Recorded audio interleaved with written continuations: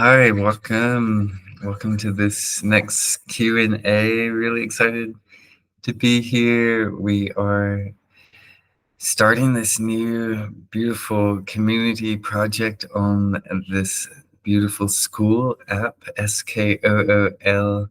And yeah, I'm really stoked to be bringing shaking medicine in a new way to the world and to be offering this community to which I feel is like an upgrade in a way that we can connect and stay connected and get to know each other. And one of my big intentions of this is to, yeah, personally connect with you all and be on the shaking medicine journey and support your journey however I can.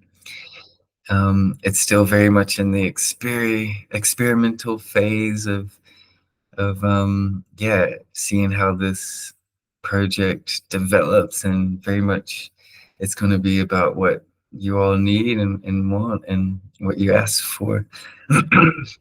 And so right now we're doing these live Q&As as a way to connect and to um, answer your questions, and we'll see how this evolves week to week. But yeah, so thank you for being a part of this community. I'm really, yeah, excited to be with you. I'm in Bali currently, and what a beautiful place to share shaking medicine from as well. And I'm looking to possibly move here next year and make Ubud, Bali, a worldly hub of shaking medicine. And yeah, thanks Sam and Alicia for being here in this Q&A. Maybe we can start with like a little bit of sharing, maybe a minute or a couple minutes of like, yeah, your journey, your personal journey in shaking medicine so far, whatever you feel to share. Yeah, maybe Sam, would you like to go share first? Sure. Thanks for having me. Um, Thanks for creating this community. Very nice. So my journey with shaking medicine, I met Keith about 3 years ago.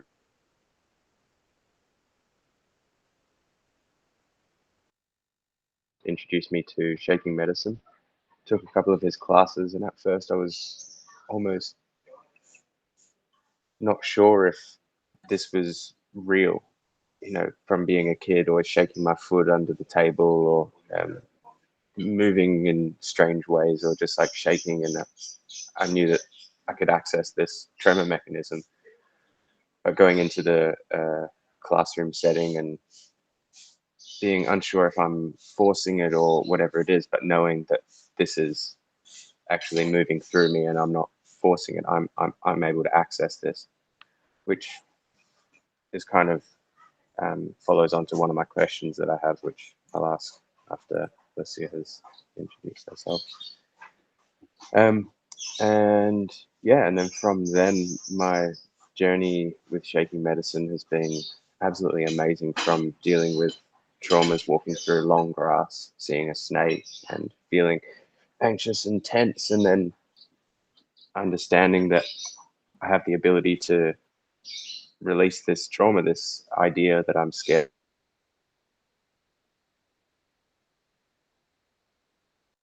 Oh, snakes and spiders, be careful, Sam. Oh, you've got this. Everyone in everywhere else in the world is scared of snakes and spiders in Australia, even if they've never been. Um, so yeah, and then I just allowed this tremor to move through me, and then from then I walked through this long grass with confidence and with ease. There have been many, many instances since then that I've been able to use this therapeutic tremoring to utilize shaking medicine to get rid of stuck energy or get rid of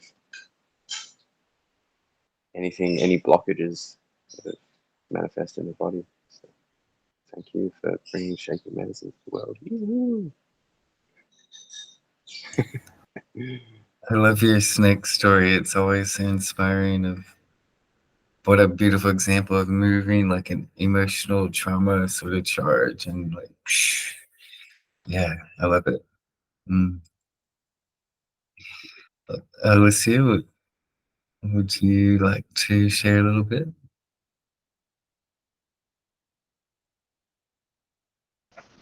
Yeah, sure. Am I unmuted? Yeah. So my journey with the shaking medicine began when I met you through the Zen therapist training, and we were at a retreat in Bali, and you offered a class to all of us who were new to shaking medicine and the modality. And I thought it was a really beautiful way to access a lot of stored information. Potentially old debris and trauma within the body, not just for myself, but also hearing from other people's experiences on that day. And so I was really intrigued since that moment as I've been exploring different modalities and ways to unlock and uncover and reduce the amount of trauma that's stored in our bodies. Um, so from there, I decided it was time for me to dive deeper and go into the 5-day retreat that you offered in New South Wales, which was profound and amazing, all set in a beautiful teepee, which, yeah, felt really going back to our roots and understanding more of the foundational principles of where shaking medicine began gave me a lot of structure for understanding how it is so supportive to our being, and it has been for hundreds, if not thousands of years.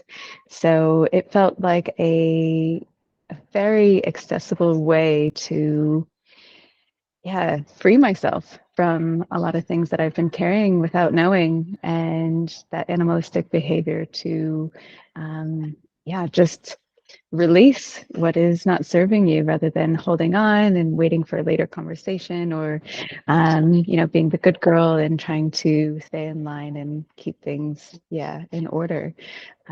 So yeah, my journey is still growing and expanding, and I have a goal to reach homeostasis within my body within the next maybe 2 years through incorporating shaking into my daily life.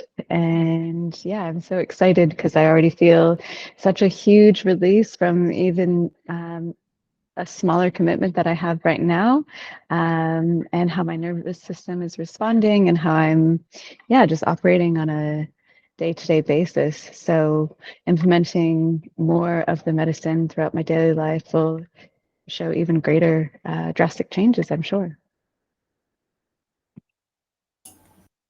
Thanks. That's awesome. I love it. Like that journey towards homeostasis. I'm really feeling that is like the point of this is to reach animalistic homeostasis. At least that's the one of the main like kind of near-term points of like, wow, we can use this and really be like a wild animal, like in homeostasis. And more that's like becoming what a strong focus of what this is about. Like it always has been, but yeah, more and more I'm realizing like, wow, that is very much like the point in many ways. And Rajni, welcome. Thanks for joining. We were just introducing ourselves and sharing a little bit about our experience with shaking medicine so far. And you're very welcome to do so as well if you'd like. How are you today, Rajni? And am I saying your name right? If not, please let me know.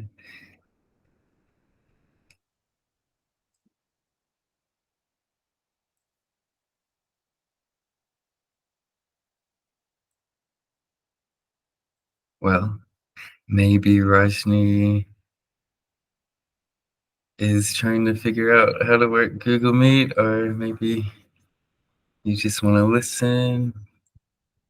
Feel free to pop in if you'd like. Yeah, otherwise, yeah, I'm loving this. And yeah, I feel to open it to any questions or topics. If anybody would like to, if you have a question, yes, Sam? So, being a shaking medicine teacher, sometimes it's quite hard for people to get out of the mind and step into their body. I'm sure the answer is quite simple, and that's could just be maybe doing a lot more movement prior to getting to the shaking, to really bring them into their bodies, and maybe trying to bring some different movements so they get out of the same patterns, perhaps patterns of movement, so that they kind of rewiring their brain in a way.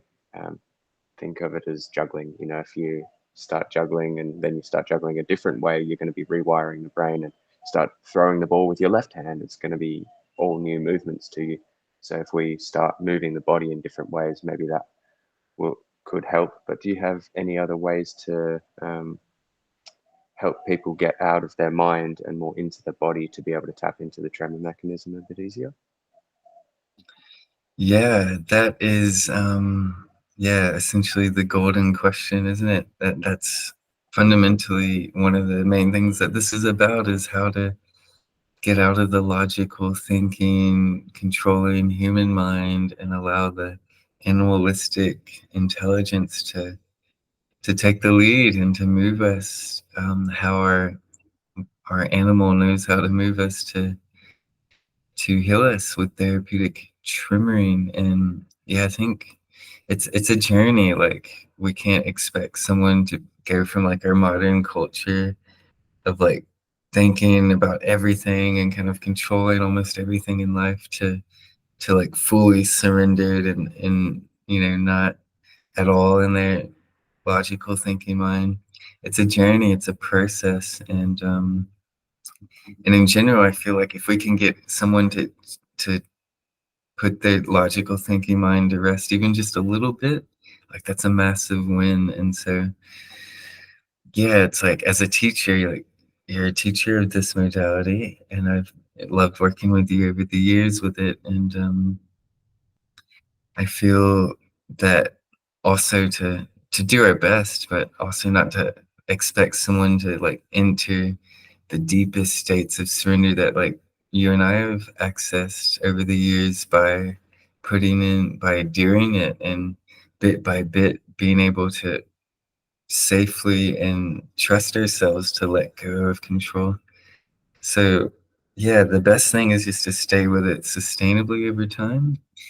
Um, but yeah, also in like one class, like new movements, embodiment, I think helps come into anything that comes into feeling, into sensations of the body.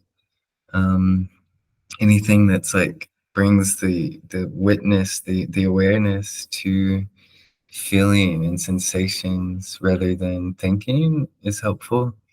I love the idea of repatterning and rewiring the brain to body connection. So every time I teach a class, I try to bring in, like, invite people to move in a way they've never moved before, and to be creative, and to intentionally try to move in a pattern, because there's pretty much infinite ways we can move. It's like, try to find even one way that we haven't moved before, and that's like, I find that that's really helpful. And also that reprogramming of the brain to body helps a lot to find the tensions and the charges stuck in the body by feeling new parts of ourselves, or turning online parts of ourselves that we maybe haven't felt in a long time, or maybe haven't ever felt. So yeah, for me, embodiment is certainly a key thing, to get out of the controlling logical thinking mind, and also not to have too much pressure to go like full states of surrender and letting go. It's like, especially in a beginner's class, even if we can, if this is controlling and this is full let go control, if we can just move the needle like a little bit towards that, like even just a nudge, it's like, wow, that's, for many people, that's super massive. It's like, even that little bit might be more than they've ever experienced before, and it often is enough to profoundly create beautiful shifts in their life. and give them a kind of a feeling, a felt experience of what it's like to move towards those states of letting go. And of course, accessing the therapeutic tremoring is key to this, because once we start accessing it, it creates this like feedback loop of the more we tremor, the more it relaxes us, and the more we relax, the more we can tremor. So to add to this, anything that relaxes us also can help us tremor more and help us move to greater states of letting go of control and coming out of the thinking mind. Yeah. Beautiful question. Very important question. Thank you. Anyone else? Anyone else have a question? Yeah, Lucia. I'm curious of how shaking can be supportive for people with different health concerns, maybe with stuff with the heart, or just, yeah, anything to do with remedying certain health conditions and how it can be supportive for them. Great question as well. So there's so infinite like specificity to each individual, and what condition they might have going on, based on their unique life experiences. And so I feel to speak kind of generally to this, how this can help disease and ailments in general. And there's quite a lot to how it can help us in many ways. And one way is to basically it relaxes our nervous system again, like as I was mentioning with Sam, it moves us into parasympathetic. And in general, when we're in a more relaxed state, which is like moving more towards that homeostasis state, in general, all the parasympathetic functions of our body function more optimally. And that's where all of our natural healing mechanisms lies in the rest and digest state. So this is one of nature's best ways to bring us, to downregulate us from fight or flight to rest and digest. And so just that alone is enough to help any disease or ailment that might be associated with from a place of being in chronic stress or anxiety or fight or flight or trauma or having suppressed emotions. In general, it's really helpful in that way. And so basically any problem that arises from these things, which are, to be honest, probably most of our problems, many of them, I don't want to say all of them, but probably most, or at least many, lie just from us being in chronic states of fight or flight, sympathetic dominance.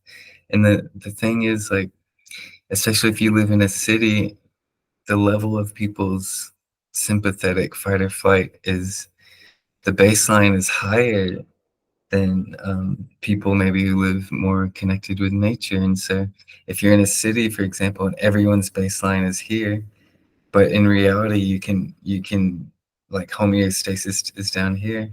But if everyone's here, like everyone thinks, oh, this is baseline, this is rest and digest, but naturally it's actually kind of a fight or flight state. But most people aren't dropping down more. And so if you're living, anyway, the point is, if you're living in a kind of fight or flight state, often we don't even know, because our reference is what's around us. And if everyone's in that state, then we don't know that there's more relaxation to basically go into. And then also there's another element to this, is that the tremoring mechanism it's kind of like an immune system for the electrics of our body, for our nervous system. It's really a mechanism that I feel lies in the level of the nervous system and the electrics of the body. And much like the immune system, we don't have to think really about to make our immune system work. We don't have to tell it what to do. It just knows where and when to go attack whatever pathogen is trying to invade us. And so it's kind of like that. It's like this immune system for our nervous system. It knows where to bring the tremoring, the therapeutic tremoring, to what part of our body, when and where, to help release it. So if our body is like having heart issues, for example, or like we have tension in our heart space, then as we connect with tremoring and can really trust it and allow it to move through us how it wants to move through, it will go into those spaces that we need it, whether it's the heart, or it might be like the back of the heart space, or it actually might be something in another part of the body that needs to be released first to allow that tension in the heart the energy there to move. I guess the point I'm trying to say is that it's like the intelligence of this mechanism knows how to move us in a way that's from our instinctual intelligence.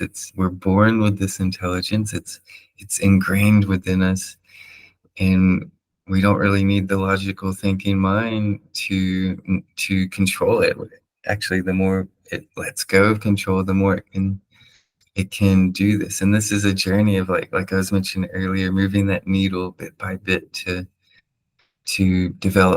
cultivate a relationship with it. So yeah, there's more, but those are a couple of things. It's like the tremoring knows what to give us, and at first it actually can, even in the first class, but especially more so like as you cultivate a relationship with it and get to know it. For most people, it'll be like this will start happening more and more, like after, say, you finish the beginner's course and go into that intermediate course level.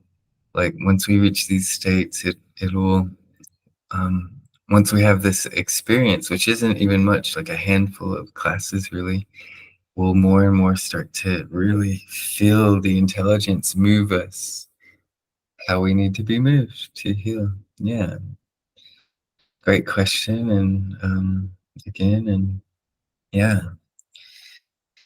any other questions? Or it looks like Sam's on a motorbike.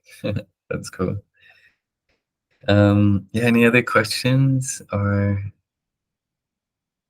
sharings? Rajni, maybe you're there now, have something you'd like to ask or share? Or Lucia, you can ask more, or Sam, or yeah. I have another question about working with children and using shaking medicine as support for, let's say, maybe a child got into a car accident or had a traumatic experience. Has there been any work thus far working with children, or having like an age limit to introducing this?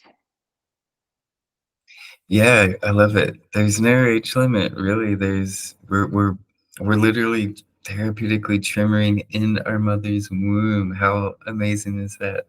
Like the babies in the womb aren't thinking, oh, let me kick now and kick there and punch here. It's not a thinking process. It's the spontaneous instinctive animalistic mechanism saying, oh, they're basically like having these quakes and jolts to kind of to grow, as they grow into their body, they work out the kinks and the tensions, like even from that stage. And in the crib they're doing it, and really kids do it. But there comes an age in our culture, and it's not like a set age, but our culture conditions us out of doing it. And that's a whole story and as to why, but basically a long time of basically suppressing this and conditioning us out of this. And so at some point we start to bottle everything up and hold it in, many of us, and to stop shaking our foot under the table and all this. And so begins a journey of holding and layer upon layer, building this suppressed energies and tensions and traumas, and not expressing them and not allowing the tremoring, or another way to look at it, the catharsis and the sounds and all that, to release them and come into to stay in homeostasis, because kids are basically in homeostasis from birth.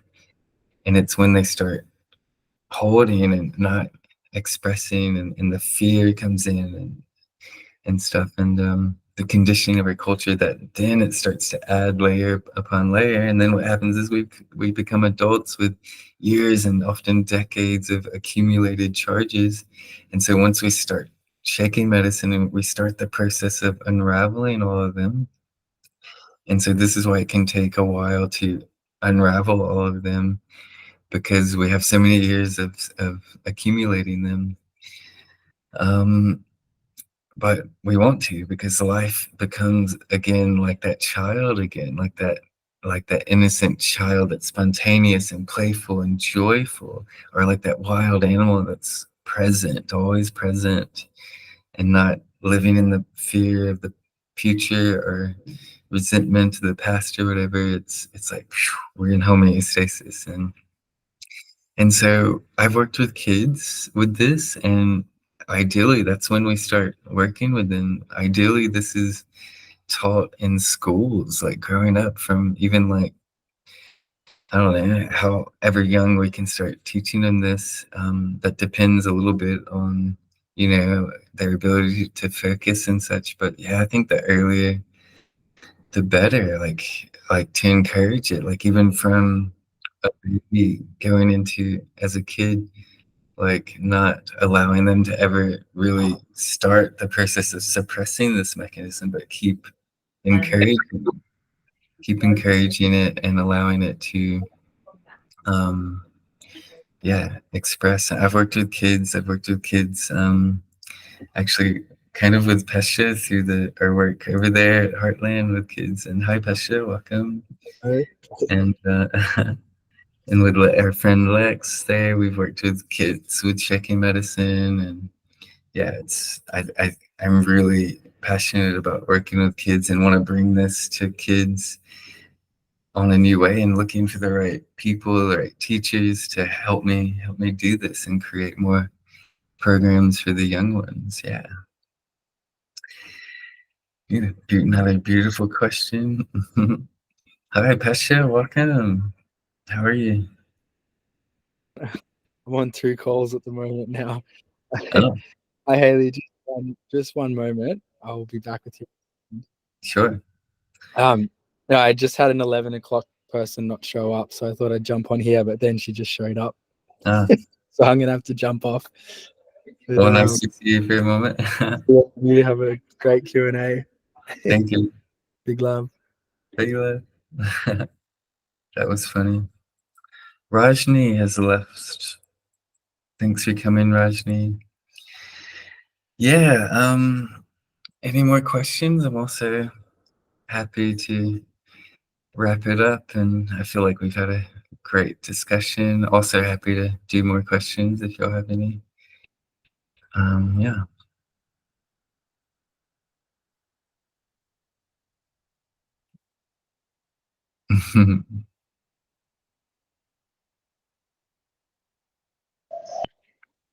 I will be accruing some more questions for next week. Yay. Me too. Thank you. Beautiful chats then. Thank you so much for coming. I'll share this in the community, and lots of love to you all. Let me know at any time if you or anyone who watches this if you need anything, want support, reach out, schedule that call with me. I want to really meet everyone. Come to the Q&As. I think it's a beautiful time to connect and get to know each other and meet people. Let's see how this evolves, and I'm open to your suggestions, what you'd like. I'll schedule the next Q&A momentarily for next week.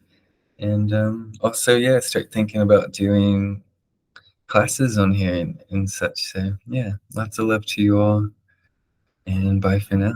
Shoot. Thank you, brother. Thank you.